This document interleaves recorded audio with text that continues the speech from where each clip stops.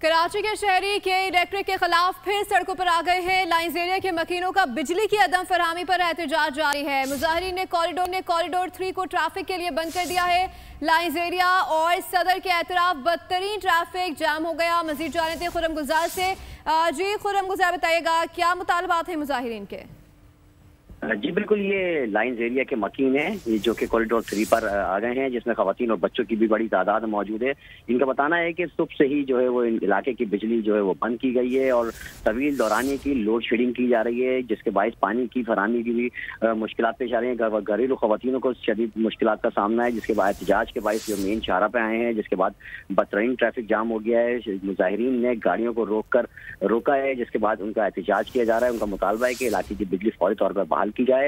एहतजाज के बायस सदर, लाइंस एरिया और पीपल्स चौरंगी के करीब जो है वो बदतरीन ट्रैफिक जाम हो गया है। गाड़ियों की लंबी कतारें लग गई हैं। ट्रैफिक पुलिस ने मुतअद्दिद रास्तों के लिए पुलिस वहां पहुंच चुकी है। तमाम इलाका पुलिस इस वक्त जो है वो मुजाहिरीन से मुज़ाकरात कर रही है ताकि मुज़ाकरात के बाद इस सड़क को बहाल किया जाए।